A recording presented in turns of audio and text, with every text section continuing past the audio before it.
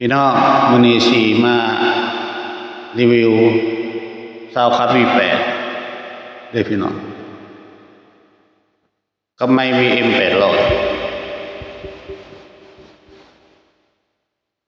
คนแก่เอาใช้ร้องเพลงมื้อเด้อพี่น้องอันสิมาบอกละเอียดเนาะก็เป็นนี่แหละซาวคัท V8 อันนี้ปริมาณ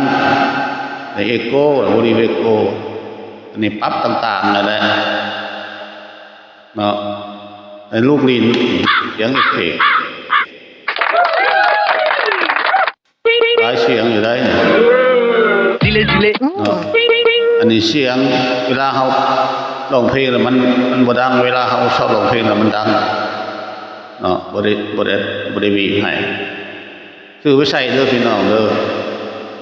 ตัวนี้นี่สายไม้เนาะสายไม้ตัวนี้เข้าอันนี้สายซับเบ้าหรือว่าสายตัวนี้ก็เบ้าอะไรนะหูพังตัวนี้มันสาย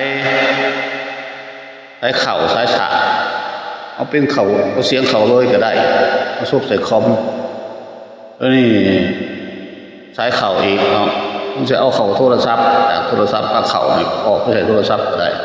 ตัวนี้สายออกนี่เนาะตัวนี้ก็สายออก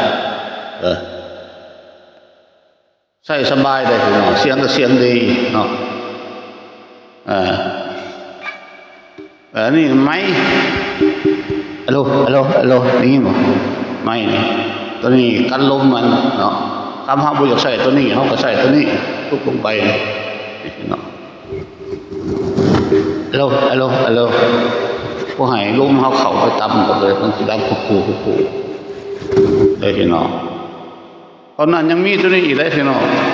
ถ้ามี VM 800เลยก็มีตัวนี้เลยต้องมีตัวนี้นี่ตัวโยกไผ่ของมันของไม้นี่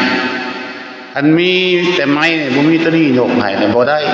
เนาะซื้อไม้แบบนี้เนาะรุ่นนี้ว่าซั่นซะก็ต้องมีตัวนี้เด้อพี่น้องโดยตัวนี้ซื้อต่างหากเนาะ